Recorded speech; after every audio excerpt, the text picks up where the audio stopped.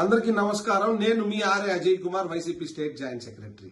TDP అంటే Telugu Desam party అనుకునేరు కాదండోయ్. టీడీపీ అంటే తెలుగు డ్రగ్స్ పార్టీ. ఎందుకంటారా, నిన్న హైదరాబాద్ లోని మొయినాబాద్ ప్రాంతంలో ఒక ఎక్స్ఎమ్మెల్యే రోహిత్ రెడ్డి అనేటువంటి పైలట్ రోహిత్ రెడ్డి అనేటువంటి ఒక ఎక్స్ఎమ్మెల్యే ఫామ్ హౌస్ లో డ్రగ్స్ పార్టీ జరిగింది.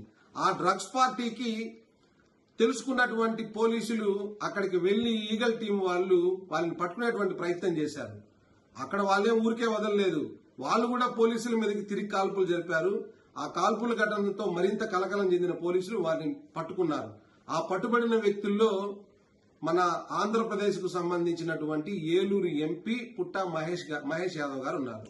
ఒక తెలుగుదేశం పార్టీ ఎంపీకి తెలంగాణ ప్రాంతంలో, అది కూడా డ్రగ్స్ తీసుకున్నటువంటి ఫామ్ హౌస్ లో ఏం పని?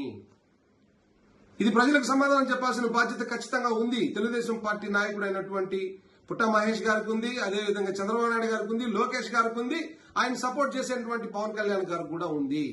ఎందుకంటే ఆంధ్ర అంతా గంజాయమయం చేసినారు. ఆంధ్రాలో ఎక్కడ చూసినా మొత్తం యువతంతా గంజాయి సేవించి ఎక్కడ చూసినా గొడవలు, శాంతి భద్రతలంతా కూడా విఘాతం కలిగే పరిస్థితి. ఈ పరిస్థితుల నేపథ్యంలో ఈ గంజాయి, ఈ డ్రగ్స్, ఇలాంటి మాఫియాలన్నీ అరకడతామని చెప్పారు. అసలు శాంతి భద్రతలు ఎలా ఉండాలో నేను వస్తే అసలు మార్చేస్తాను మొత్తం అని చెప్పారు. ఏదైనా మీ మార్పు? సంపద సృష్టి అంటే యథేచ్ఛగా గంజాయి, డ్రగ్స్ దొరకడమా? మీ సాక్షాత్తు మీ ఎంపీలే డ్రగ్స్ పార్టీలకు వెళ్లి కూర్చోవడమా? ఏంటి సంపద సృష్టి? దీన్ని అడ్మినిస్ట్రేషన్ అంటారా? ప్రజలని పిచ్చోళ్లను చేసి అబద్దాలు చెప్పి మీరు అధికారంలోకి వచ్చారు. ఈ రోజు మీరు చేస్తున్న పనేంటి? ఈ రోజు ఖచ్చితంగా తెలుగుదేశం పార్టీ సమాధానం చెప్పాలి, ముఖ్యమంత్రి గారు సమాధానం చెప్పాలి.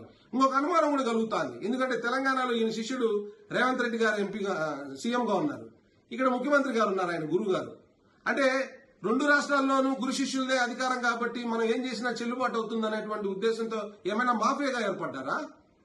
దీనికి ఆన్సర్ చేయాల్సిన బాధ్యత ఖచ్చితంగా చంద్రబాబు నాయుడు గారు మీ పైన ఉంది, పవన్ కళ్యాణ్ గారు మీ మీద కూడా ఉంది. మీరు ఎక్కడ ఏ అన్యాయం జరిగినా నేను ఒప్పుకోనన్నారు. యువత డ్రగ్స్ కు బానిసలు కాకూడదని పెద్ద పెద్ద భారీ ఎత్తున స్టేట్మెంట్లు ఇస్తారు. మరి ఈ రోజు జరుగుతున్నది ఏంది?